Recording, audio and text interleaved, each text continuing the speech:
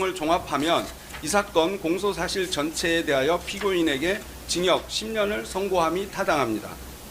이상과 같이 증거들에 의해 공소사실 전부에 대해 합리적 의심 없이 증명이 이루어졌으므로 피고인에 대하여 유죄 판결을 선고하여 주시고, 피고인의 이 사건 범행들은 그 범정이 무겁고 죄책이 중하므로 피고인에게 징역 10년의 형을 선고하여 주시기 바랍니다. 이상입니다. 25 고압 1010호 피고인 윤석열에 대한 특수 공무집행 방해 등 사건 진행하겠습니다. 먼저 출석 확인하겠습니다. 피고인 나오셨고요. 검사 측에서 박옥수 특별검사부님, 그리고 이준 차병건 김다락 김구열 검사님 나오셨고요. 변호인 송진호, 배보윤, 김홍일, 유정화 변호사님 나오셨네요.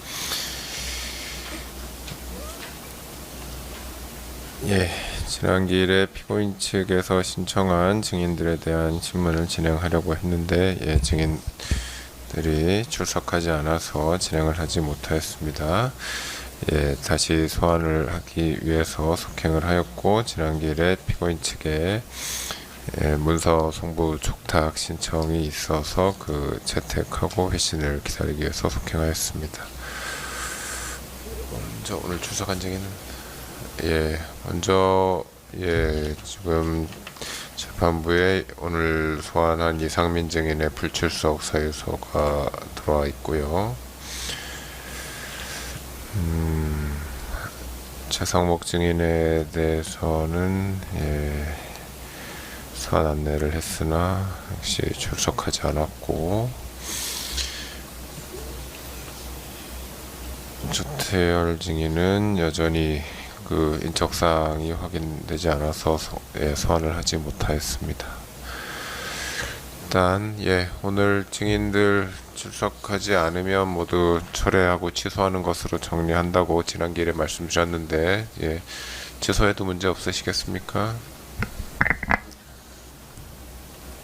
피고인 측이 신청한 증인에 대해서는 반드시 증인 신문이 필요하다는 입장이고요. 그 조태열의 연락처도 재판부에 메일로 별도로 제공을 드렸고, 그렇습니까? 이상민 장관은 불출석 사유서를 냈는데 조태열, 이상민, 최상목 3인 증인 중 최소 2인에 대해서는 신문을 완료하고 결심을 해야 한다는 것이 저희 의사입니다. 그리고 2025년 12월 19일 제출한 약 700여 개 증거 목록 중에 앞부분 헌재와 관련한 180여 개 증거를 12월 22일에 제출을 하였고요. 추후 남은 500여 개 증거도 거의 다 취합하였기 때문에 차주 초 바로 제출하겠으니 별도 서중조사 기일을 잡아서 남은 증인신문과 함께 진행할 수 있게 해주시면 감사하겠습니다.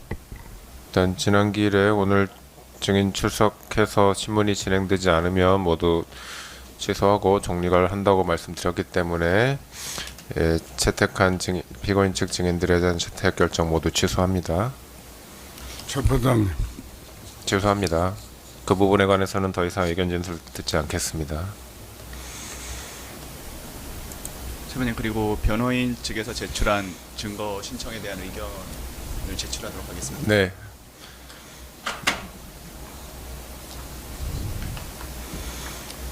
의견 요지는 지금 피고인 측에서 신청한 증거들, 지난 12월 22일에 신청한 증거들 보면 대부분 이 사건 공소사실이나 쟁점과 관련이 없거나 제출된 증거와 중복되는 것들이 대부분인 것으로 보입니다. 그리고 피고인 측에서 지금 향후 제출할 증거도 있다고 하시는데요. 그 제출 예정인 증거들도 비슷할 것으로 보입니다. 이러한 증거 신청으로 인해 선고 일정에 영향이 없도록 소송을 진행해 주시기 바랍니다. 12월 22일자로 피고인 측에서 증거 목록 제출하셨는데요. 그 증거들은 다 문서로 준비하셨습니까? 준비 거의 다 됐습니다. 가져오셨나요? 다음 기일에 제출하겠습니다.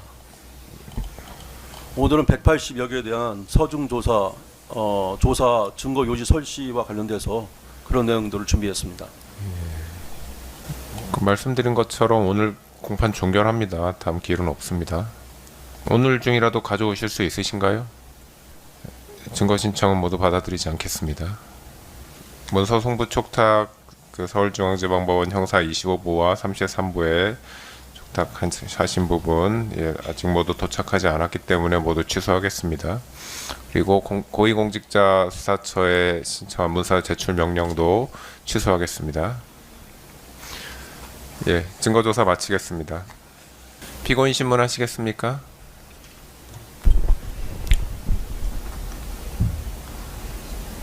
피고인 신문하시지 않겠습니까? 특검 측은 하지 않겠습니다. 변호인 측 하시겠습니까?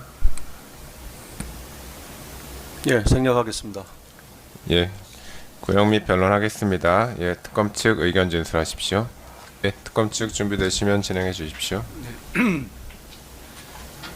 지금부터 특별검사의 최종 의견을 말씀드리겠습니다. 이 사건은 대통령이던 피고인이 위헌 위법한 비상계엄을 선포하는 과정에서 대통령의 권한 행사에 대한 헌법적 사전 통제 장치인 국무회의 심의를 형해화하여 국무위원의 심의권을 침해하고 사후에 절차적 하자를 은폐하고 적법한 수사 절차를 거친 것처럼 가장하기 위해 허위로 공문서를 작성하여 행사한 후 수사가 개시되자 이를 무단 폐기하고 위헌적 비상계엄 선포에 대한 부정적 여론을 무마하기 위해 외신 기자들에게 허위 사실을 유포하고 피고인 자신에 대한 수사가 개시되자 수사기관의 적법한 영장 집행을 방해하고 증거를 인멸하거나 인멸을 시도한 사안입니다. 12.3 비상계엄과 관련된 사건의 진상을 규명하기 위하여 2025년 6월 10일 제정 시행된 윤석열 전 대통령 등에 의한 내란 외환 행위의 진상 규명을 위한 특별검사 임명 등에 관한 법률에 따라 임명된 특별검사는 2025년 6월 18일 수사를 개시하여 피고인이 위와 같은 범행을 저지른 사실을 확인하였고 2025년 7월 19일 피고인을 구속 기소하여 오늘 1심 공판 결심을 앞두고 있습니다. 오늘까지 16회의 기일이 진행되는 동안 특별검사와 피고인의 의견을 경청하여 공정하게 재판을 진행하고 피고인에 대한 구속기간 내에 판결이 선고될 수 있도록 소송을 지휘하여 주신 재판부께 감사의 말씀을 드립니다.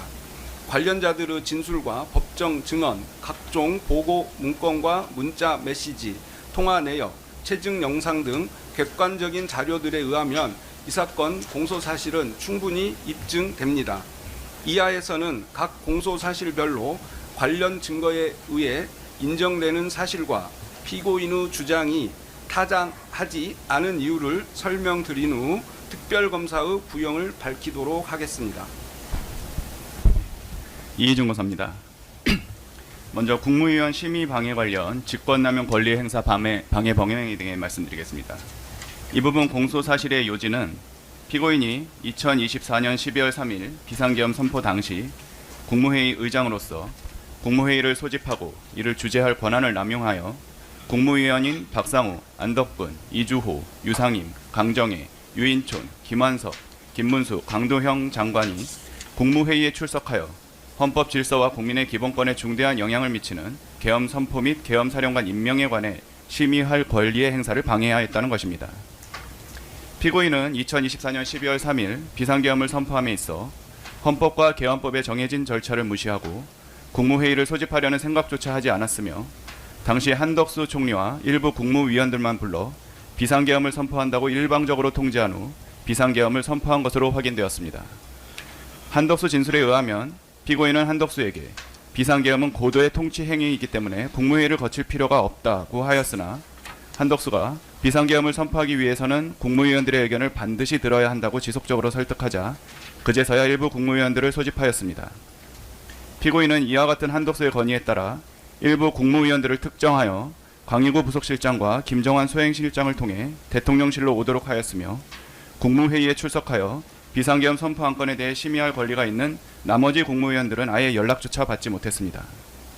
이와 같은 국무위원 소집에 따라 일부 국무위원들이 대통령실에 도착하였고 중소벤처기업부 장관 오영주의 도착으로 국무회의 의사정족수인 11명이 충족되자마자 피고인은 같은 날 22시 17분경 회의에 참석한 국무위원들에게 일방적으로 비상계엄을 선포할 예정임을 알리고 국무위원들이 모여있던 회의장을 나가 대국민 담화를 하며 22시 27분경 비상계엄을 선포하였습니다.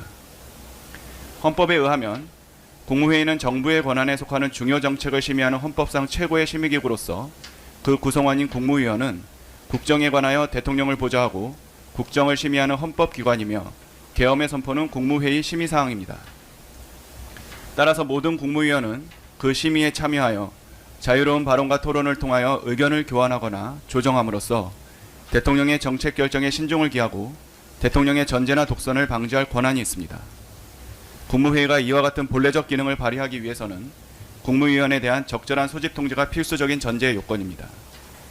국무위원들은 그 소속과 관계없이 모든 안건의 심의에 참여하여야 하며 특히 비상계엄 선포와 같이 국민의 기본권과 사회 전반에 미치는 파급력이 큰 정책을 결정하는 경우에는 모든 국무위원들의 적극적인 심의를 통해 헌법과 법률에 따른 대통령의 권한 행사가 이루어지도록 해야 합니다. 국무회의마다 배석하였던 강희구 부속실장은 본 법정에서 증인으로 출석하여 국무회의 시 일부에게만 통지하는 경우는 없다고 증언하였고, 한덕수 총리 역시 국무위원들을 불러본다고 할 때 당연히 국무위원들 전원에 대해서 연락하여 불러본다는 의미로 생각을 했다고 진술했습니다.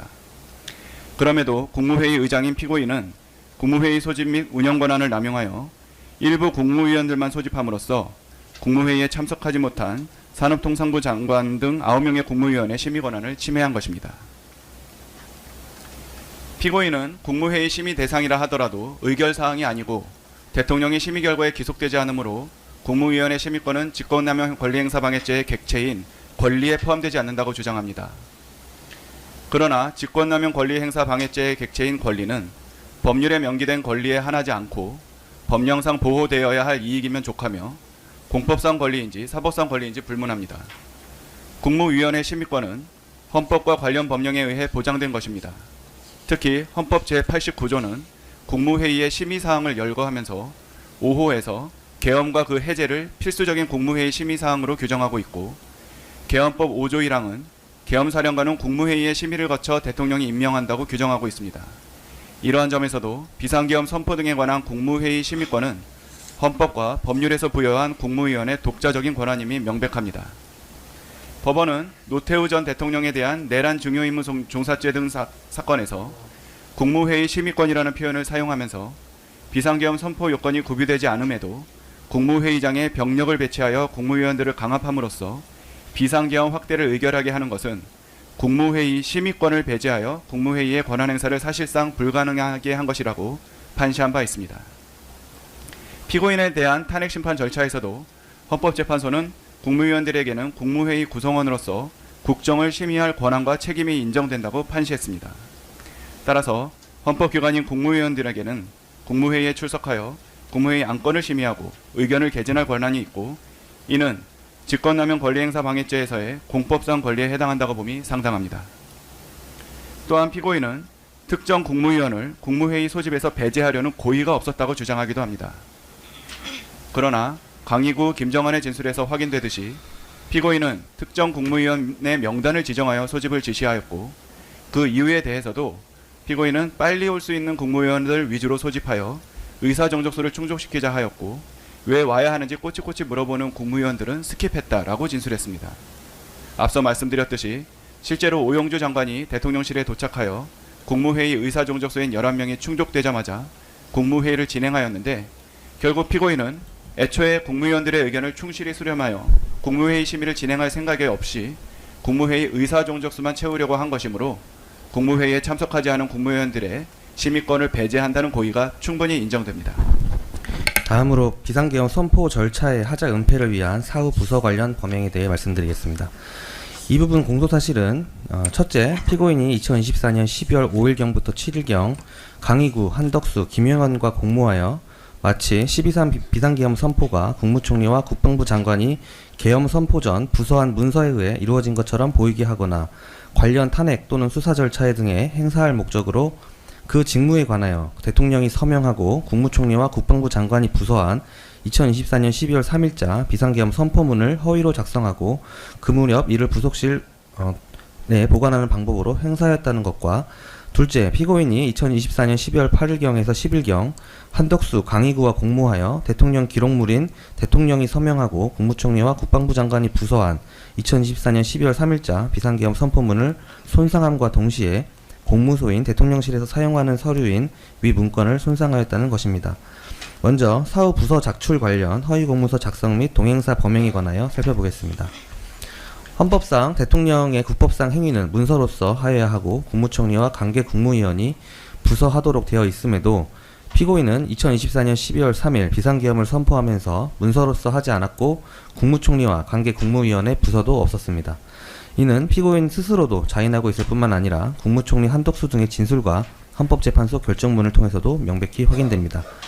강희구는 비상계엄이 해제된 이후인 2024년 12월 4일에서 5일경 김주현 민정수석으로부터 비상계엄을 선포했으면 문서가 있어야 하고 대통령의 서명이 있어야 한다는 말을 들었고, 이후 헌법 제82조를 찾아본 후 대통령의 국법상 행위는 문서로서 하게 되어 있는데 문서가 없었기 때문에 이 헌법 제82조에 따른 문서주의 및 부서 절차를 위해 사후적으로 본건 문서를 만들어야겠다고 생각하게 되었습니다.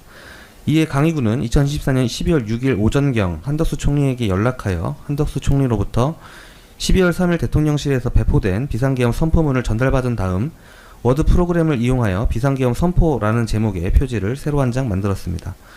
이후 강희구는 비상계엄 선포 표지에 한덕수로부터 전달받은 비상계엄 선포문을 붙이고 2024년 12월 6일 저녁경 한덕수 총리에게 요건을 갖추어야 한다고 말하면서 서명을 요청하여 한덕수 총리의 서명을 받고 그 다음 전 국방부 장관 김용현의 서명을 받았습니다. 강희구는 다음 날인 2024년 12월 7일 피고인에게 서명을 해달라고 요청하였고, 피고인은 날짜가 지났는데 괜찮나라고 하면서도 강희구가 가져온 위 비상계엄 선포 문건에 서명을 하였습니다. 피고인도 2024년 12월 7일 강희구가 가져온 비상계엄 표지 문건에 총리와 국방부 장관의 서명이 있음을 확인하였고, 해당 문건에 서명하였음을 인정하면서 위 문건에 서명한 경위에 관하여 원칙은 사전에 해야 하나 이 사건 비상계엄과 같은 경우에는 사후에 할 수 있다고 생각했다고 진술하였습니다. 즉 피고인이 서명을 함으로써 이 작성한 문건이 비상계엄 선포에 관하여 국무총리와 관계 국무위원의 부서를 받은 문서라는 것임을 명확히 인식하고 있었던 것입니다. 피고인이 서명한 비상계엄 선포 문서의 내용은 2024년 12월 3일 2020으로 비상계엄을 선포한다는 것이고, 그 아래 대통령 12월 3일이라고 기재되어 있으며 그 아래 국무총리, 국방부 장관이라고 기재되어 있습니다. 위 문서는 2024년 12월 6일 작성된 것임에도 작성일자가 2024년 12월 3일로 기재되어 있어 사후에 소급하여 작성된 문서임이 분명합니다. 또한 김용현 장관은 2024년 12월 4일 사의를 표명하여 피고인이 2024년 12월 5일 면직을 제거함으로써 2024년 12월 6일 당시에 김용현은 국방부 장관이 아님에도 불구하고 국방부 장관란에 서명을 하였습니다. 국방부 장관의 서명도 허위임이 명백합니다. 이와 같이 허위로 작성된 비상계엄 선포 문건의 형식과 내용, 관련자들의 진술 등을 종합해보면 문서에 서명을 하거나 서명을 받은 피고인, 강희구, 한덕수, 김용현은 모두 문건의 허위성을 다같이 인식한 상태에서 순차 서명함으로써 대통령의 직무에 관한 공문서인 2024년 12월 3일자 비상계엄 선포 문건을 허위로 작성한 것입니다. 또한 강희구는 이 문건을 부속실 서랍에 넣어두고 보관하였는데 2024년 12월 말경에서 2025년 1월 초경 피고인에 대한 탄핵 심판이 진행될 무렵 피고인이 해당 문건을 찾았던 사실이 확인됩니다. 즉 피고인은 강희구가 공모하여 피고인에 대한 탄핵 심판 절차에 제출하는 등 언제든지 그 목적에 따라 사용할 수 있도록 보관함으로써 문서를 행사하였습니다. 다음으로 사후작출 문건 폐기 관련 대통령 기록물 관리법 위반 및 공용서류 손상 범행에 관하여 살펴보겠습니다. 대통령 기록물이란 대통령의 직무수행에 관련하여 대통령의 보좌기관 등이 생산 접수한 기록물 및 물품을 의미하는데, 앞서 설명드린 바와 같이 이 사건 비상계엄 선포 문건은 헌법 제82조에 따른 대통령의 국법상 행위를 위한 문서로서 국무총리 한덕수, 전 국방부 장관 김용현이 연명하고 대통령인 피고인이 서명함으로써 문서로서의 형식이 완결되었으므로 대통령 기록물법에서 정한 대통령 기록물에 해당합니다. 또한 대통령 비서실 부속실장 강희구는 피고인 등이 연명하여 서명함으로써 완성된 위 비상계엄 선포문을 대통령실에서 보관하고 있었습니다. 결국 위 비상계엄 선포문이 공문서에서 사용하는 서류에 해당함은 명백합니다. 한덕수 총리는 김용현이 검찰에 긴급 체포된 직후인 2024년 12월 8일 08시 30분경 사후적으로 사인을 한 것이기 때문에 적절하지 않다는 생각을 하여 강의구에게 사후에 서명한 것이 괜한 오해를 낳을 것 같다 폐기해달라고 요청하였습니다. 이와 같은 한덕수의 요청을 받은 강의구는 2024년 12월 10일 피고인에게 한덕수의 폐기 요청 사실을 보고한 후 승인을 받아 문건을 폐기하였습니다. 결국 피고인 강의구 한덕수가 공모하여 대통령 기록물이자 공무소에서 사용하는 서류인 2024년 12월 3일자 비상계엄 선포 문건을 폐기한 것이며 이는 대통령 기록물법 위반 공용서류 손상죄에 해당합니다. 피고인 측은 본건 문서를 작성한 강의구에게 이 비상계엄 선포 문건을 작성할 권한이 없고 단순한 참고자료 수집 차원에서 피고인 등의 서명을 받아둔 것이므로 본건 문서는 허위공문서 작성죄의 객체가 되지 않는다는 취지로 주장을 합니다.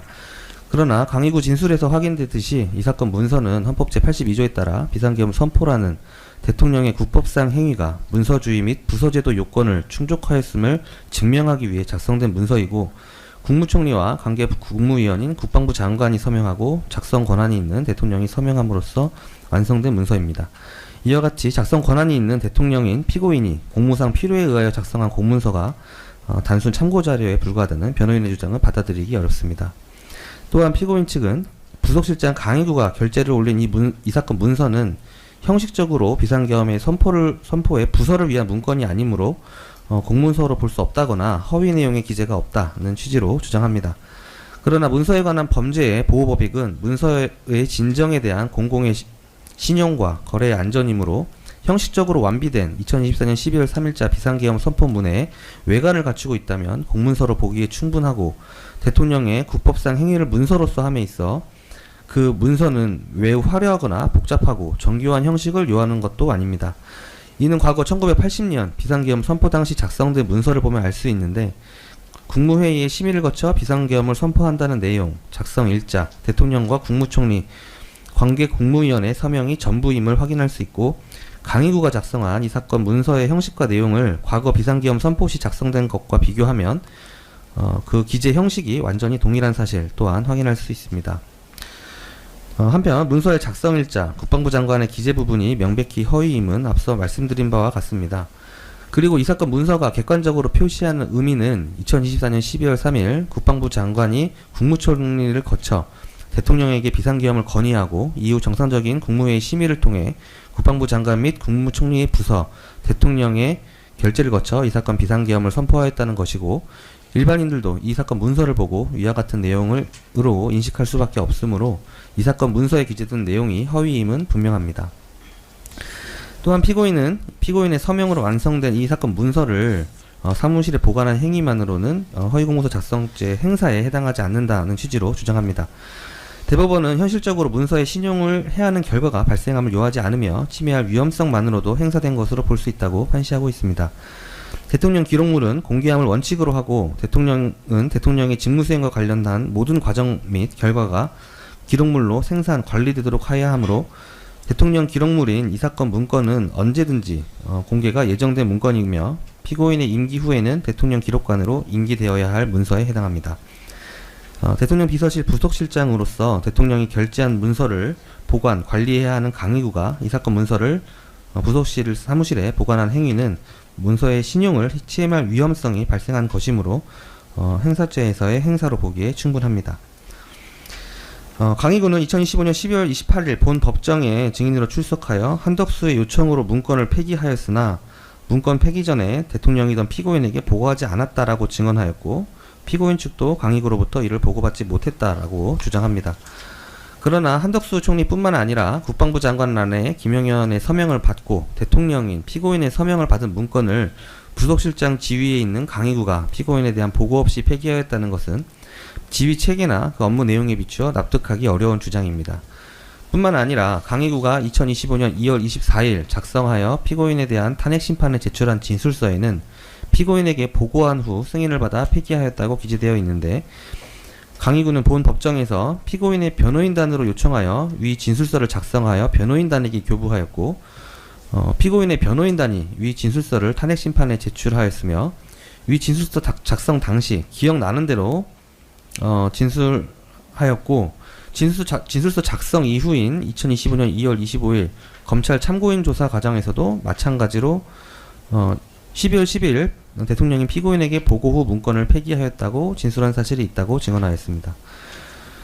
그러다가 2025년 6월 27일 피고인에 대한 특검 조사가 이루어졌는데 당시 피고인은 강희구에게 위 문건의 폐기를 보고받은 사실이 없다고 진술하였고 그 이후 6월 30일 이루어진 강희구에 대한 특검 조사에서 강희구는 피고인에게 문건 폐기를 사전에 보고하지 않았다고 종전 진술을 번복하였으며 당시 강희구는 피고인의 변호인과 동일한 변호인을 선임하여 조사에 임하였습니다.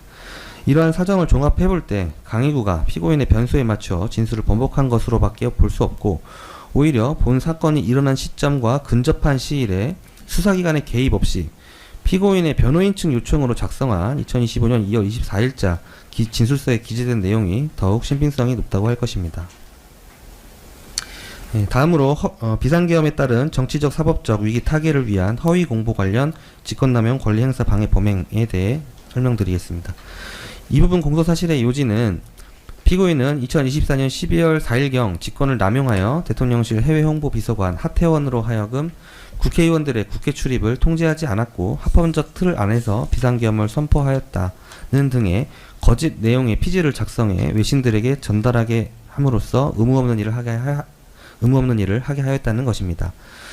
하태원의 진술 등에 의하면 피고인은 2024년 12월 4일 오후경 직접 대통령실 소속인 해외 홍보 비서관 겸 외신 대변인 하태원에게 전화하여 자신이 불러주는 내용대로 피지를 작성하도록 하였고 하태원이 작성한 문구를 직접 수정 확인까지 해주었습니다. 하태원은 위 피지를 외신 기자들에게 전파하라는 피고인의 지시에 따라 2024년 12월 4일 오후경 AP통신 등 외신 기자들에게 전파하였고 외교부 부대변인 유창호에게도 위 피지를 전달하여 외신 기자들에게 전달되도록 하였습니다. 하태원이 피고인의 지시에 따라 외신 기자들에게 전달한 피지 내용을 보면 이 사건 비상계엄과 관련하여 의원들의 국회 출입을 통제하지 않았다. 국회가 동의 여부를 판단할 수 있도록 국회의원의 본회의장 진입을 막지 않았다. 합헌적 틀 안에서 행동을 취했다라는 것입니다. 그러나 비상계엄 상황에서 피고인의 지시를 받은 곽종근, 홍장훈 등의 진술에 의하면 피고인은 비상계엄 선포 후 헌법에 위반되는 포고령을 발령하였고 국회의 병력을 출동시켜 국회의원의 출입을 통제하였으며 비상계엄 해제 요구 결의를 하기 위해 본회의장에 들어간 국회의원들을 끌어내라고 지시하였고 주요 정치인과 법관 등을 영장 없이 체포 구금하고자 시도하였습니다. 즉, 이 피지에 기재된 내용이 허위사실임이 명백히 확인되었습니다. 국가공무원법 등에 의하면 공보 및 국정 홍보 업무를 담당하는 하태원으로서는 오로지 사실에 터잡아 업무를 수행하여야 할 법령상 의무가 있습니다. 하태원도 본 법정에서 허위의 공보를 한다는 것은 상상할 수 없는 일이다 라고 증언하기도 하였습니다. 그럼에도 피고인은 위헌적인 비상계엄에 대한 부정적 여론을 왜곡시키기 위해 대통령의 권한을 이용하여 그 지시를 거부하기 어려운 관계에 있는 하태원에게 허위사실이 담긴 피지를 외신에 전파하도록 지시하였습니다. 이는 형식적, 외형적으로는 직무 집행으로 보일지라도 그 실질은 정당한 권한 이외의 행위를 하는 경우로서 직권 남용에 해당하고 하태원에게 의무 없는 일을 하도록 한 것으로 직권 남용에 해당합니다. 피고인 측은 해외 홍보 비서관인 하태원의 직무는 대통령인 피고인의 입장을 외신에 전달하는 것일 뿐 그 내용의 허위 여부를 심사하거나 판단하는 것은 직무에 포함되지 않으므로 의무 없는 일을 하게 한 것이 아니라는 취지로 주장합니다. 먼저 직권남용의 상대방이 직권남용 행위임을 현실적으로 인식했는지 여부와 관계없이 죄가 성립한다는 것이 우리 법원의 태도이므로 하태원이 피지의 허위성을 인식하였는지 여부는 범죄 성립에 아무런 지장이 없습니다. 또한 앞서 설명드린 바와 같이 하태원에게는 허위가 아닌 진실된 정보를 토대로 공보 업무를 수행할 법령상 의무가 있고 따라서 하태원으로 하여금 허위의 내용을 공보하도록 한 행위는 의무 없는 일을 하게 한 행위므로 변호인 측의 주장은 타당하지 않습니다. 네, 차병검사입니다.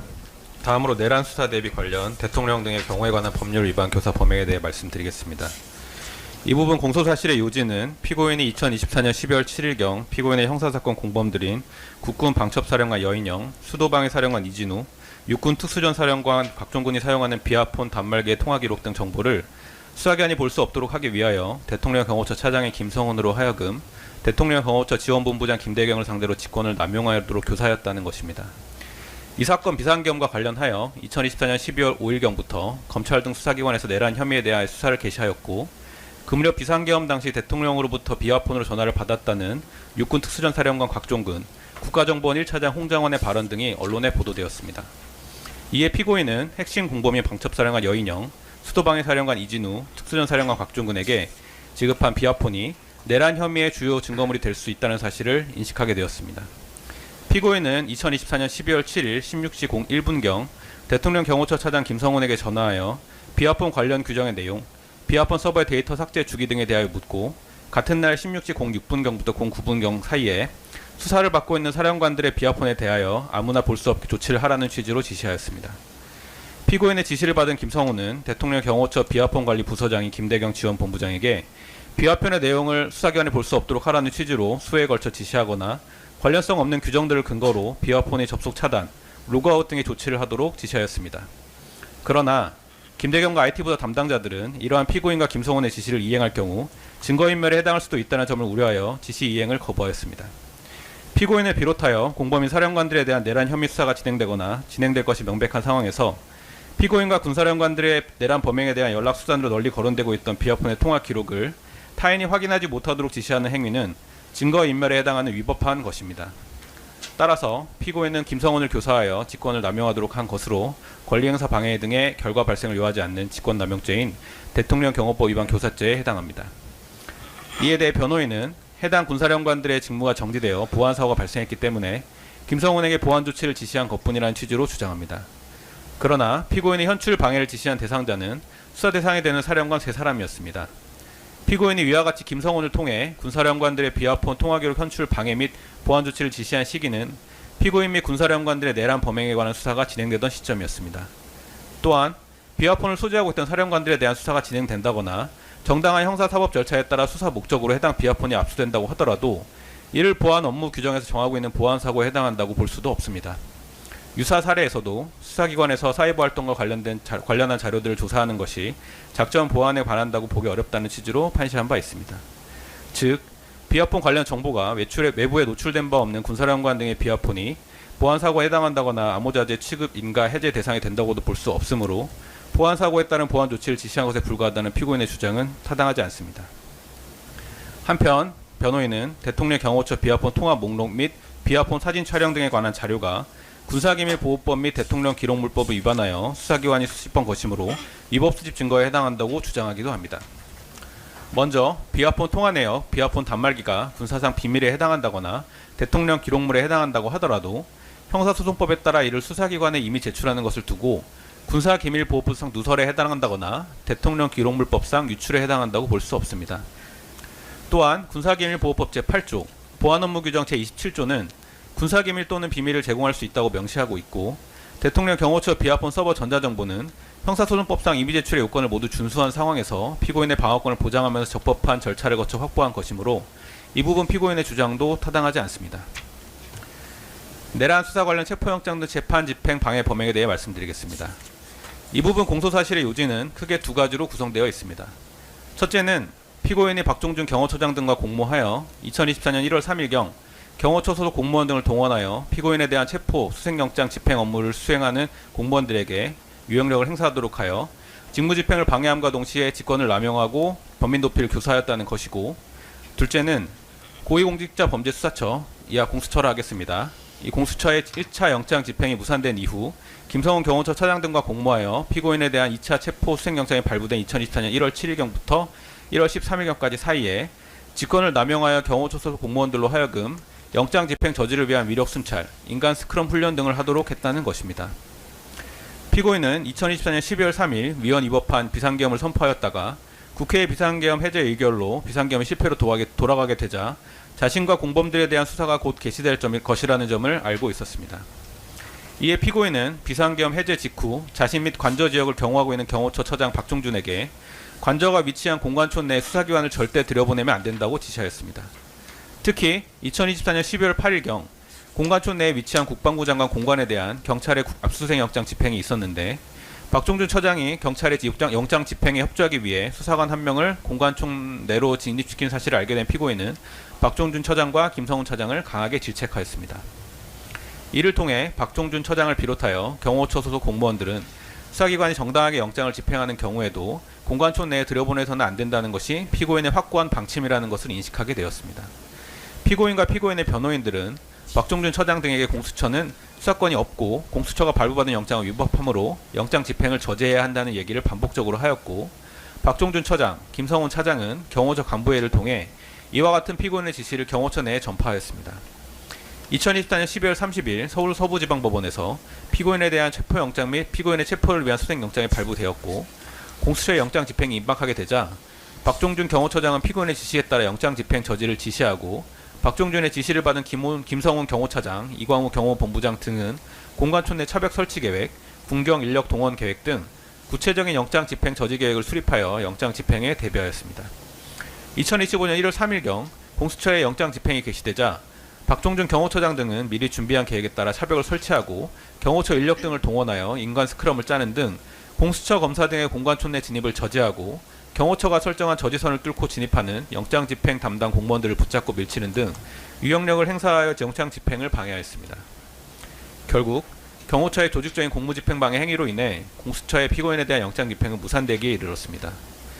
이후 공수처의 영장 집행을 저지하라는 피고인의 지시가 유지되는 상황에서 박종준 경호처장이 2025년 1월 10일 사직함에 따라 김성훈 경호처 차장이 처장 직무를 대행하게 되었습니다.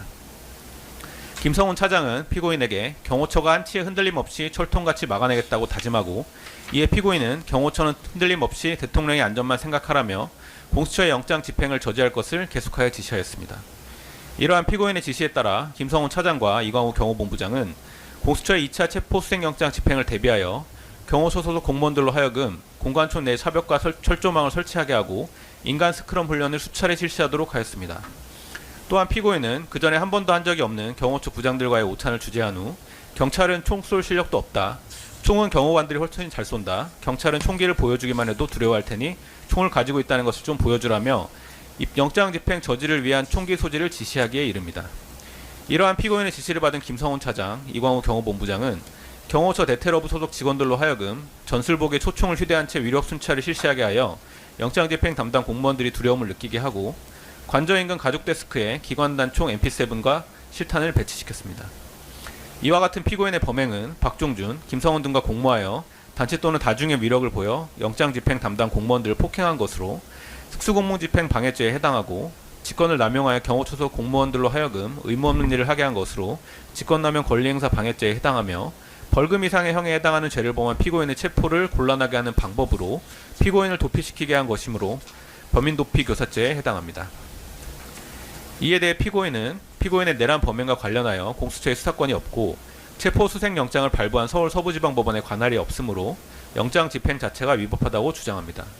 그러나 이러한 피고인의 주장은 관련 규정상 타당하지 않고 법원 역시 이와 같은 피고인의 주장을 여러 차례 기각한 바 있습니다. 공수처법에 따르면 공수처는 고위공직자 범죄 수사 과정에서 인지한 그 고위공직법 범죄와 직접 관련성이 있는 죄를 수사할 수 있고, 관련 규정상 이 사건 비상계엄 관련 내란죄는 공수처의 수사권이 있는 직권남용죄와 직접 관련성이 있으므로 공수처는 피고인의 내란 범행에 대해 수사권이 있다고 보아야 합니다.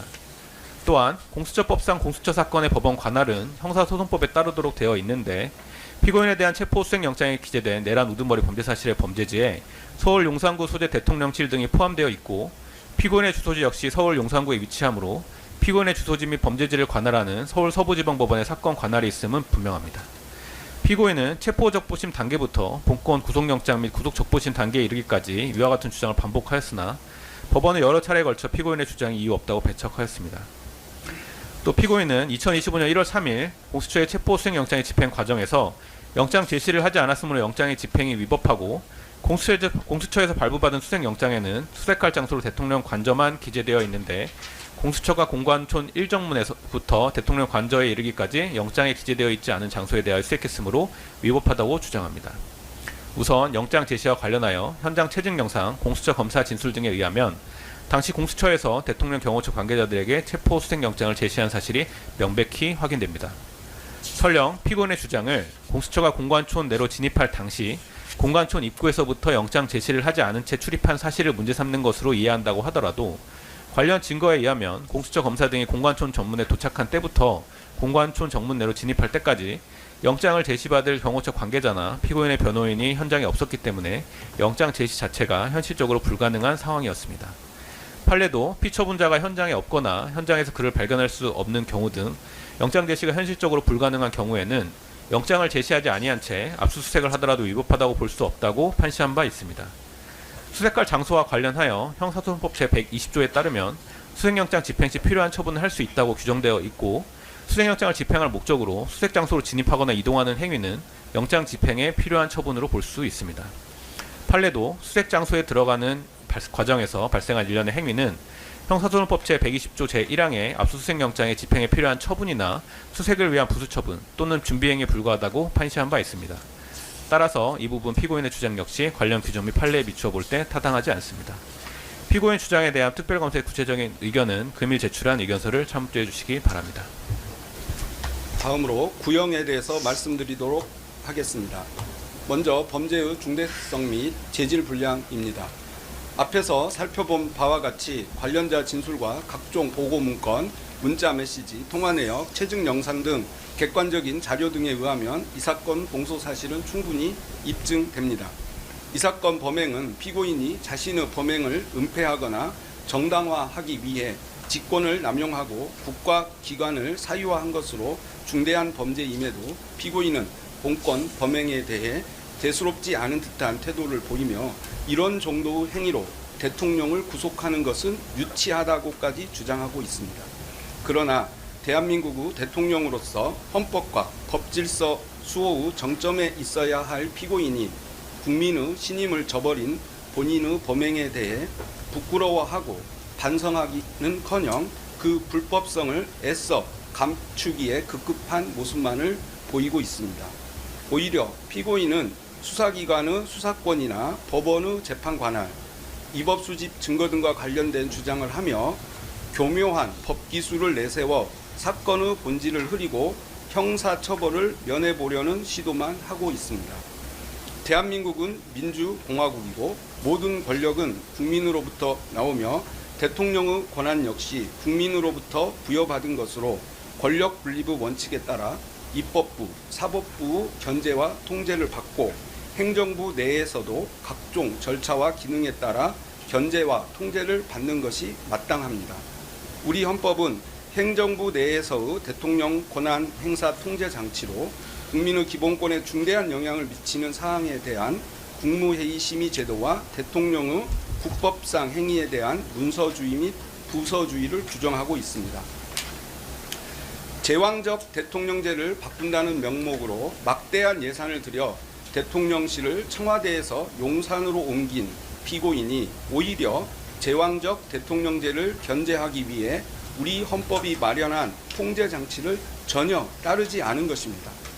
헌법을 수호하고 법치주의를 실현해야 할 피고인이 국민이 부여한 권한을 아전인수격으로 남용하여 이 사건 범행을 저지름으로써 대한민국의 법질서가 심각하게 훼손되고 피고인을 신임하여 대통령으로 선출하였던 국민들은 큰 상처를 입었습니다.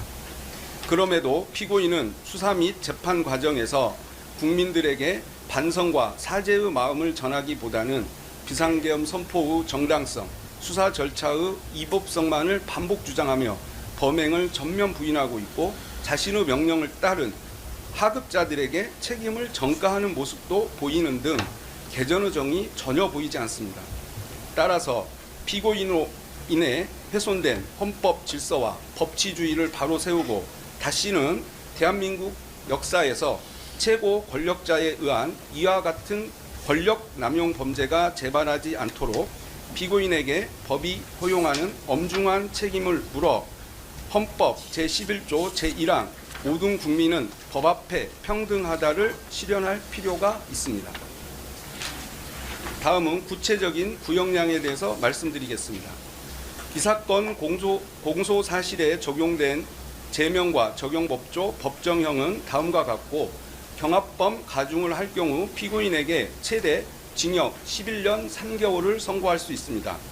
먼저 이 사건 공소 사실 중 체포방해 관련 특수공무집행 방해, 직권남용 권리행사 방해, 범인 도피 교사에 대해 살펴보겠습니다. 이들 죄는 상상적 경합 관계에 있기 때문에 가장 법정형이 중한 특수공무집행 방해를 중심으로 검토하겠습니다.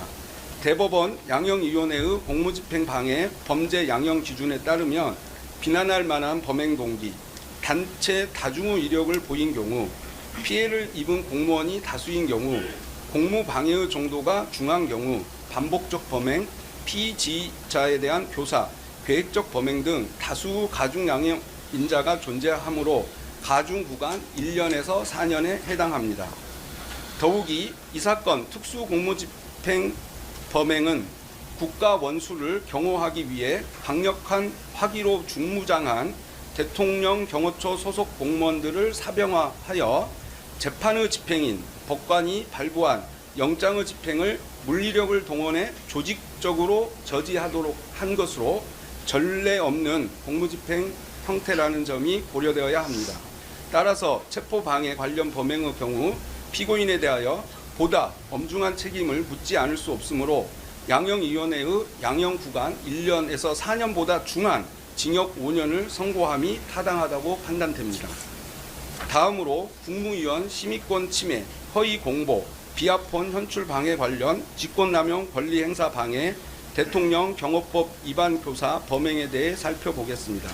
이 부분 범행은 모두 피고인이 대통령으로서 권한을 남용한 직권남용 성격의 범죄들로서 이에 대한 대법원 양형위원회의 양형 기준은 없으나 앞서 살펴본 바와 같이 대통령의 권한 행사에 대한 사전 통제 장치인 국무회의 심의를 무력화한 점, 위헌 위법한 비상계엄을 선포를 호도하고 왜곡된 여론을 형성하기 위해 외신 기자들에게 허위의 사실을 알린 점, 자신이 공범들과 범행에 사용한 비합본의 통화 기록 등 정보를 인멸하려고 시도한 점, 대통령이라는 막강한 지위를 이용한 범행이라는 점 등 중대한 범죄에 해당한다는 점이 고려되어야 합니다.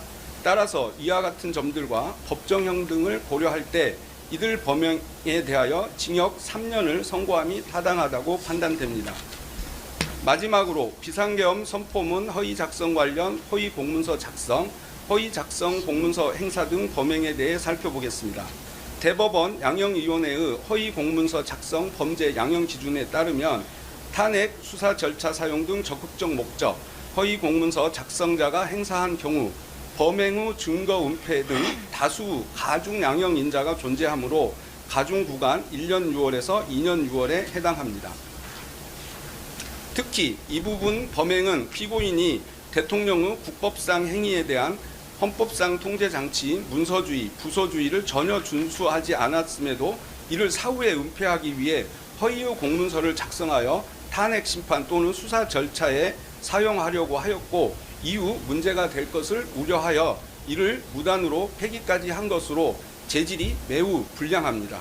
이와 같은 양형위원회의 양형구간, 범죄의 중대성 등을 고려할 때 이 부분 범행에 대해 징역 2년을 선고함이 타당하다고 판단됩니다.